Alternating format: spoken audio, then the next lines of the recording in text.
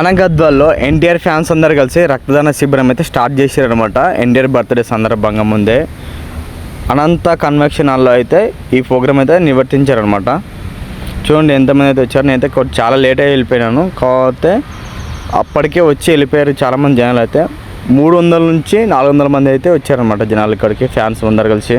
ఈ రక్తదాన శిబిరం అయితే గ్రాండ్గా సక్సెస్ఫుల్ చేశారు ఎన్టీఆర్ ఫ్యాన్స్ అందరు కలిసి.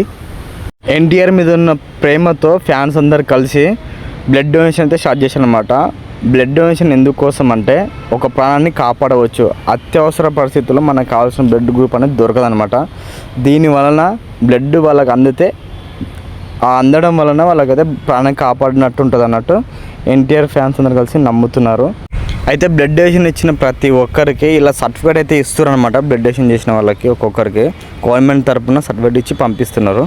చూడండి ఎంతమంది అయితే ఇచ్చారు. ఇందులో ముదిరాజననే ముందరకు వచ్చి అందరినీ గ్యాదర్ చేసి పిలిపించి అందరిని అయితే చేసిరు అనమాట. అభిమాన నటుడు నందమూరి తారక రామారావు 43వ బర్త్డే జన్మదినం సందర్భంగా 43 బర్త్డే కేంద్రాలలో భాగంగా ఈరోజు 41వ కేంద్రంగా గద్వాల్ కేంద్రంలో ఈ రక్తదాన శిబిరం అభిమానుల సమక్షంలో నిర్వహించడమైనది.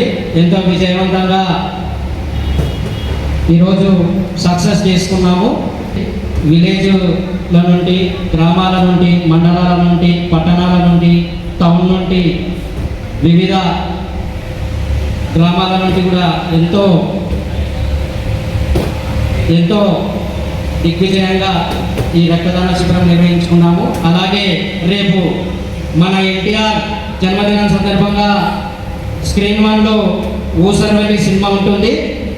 వచ్చిన వాళ్ళు కూడా కంపల్సరీగా థియేటర్ దగ్గరకు వస్తే థియేటర్ దగ్గర కేక్ కటింగ్ మరియు సినిమా రిలీజ్ దాంట్లో కూడా పాల్గొని దాన్ని కూడా విజయవంతం చేయవలసిందిగా కోరుకుంటున్నాము.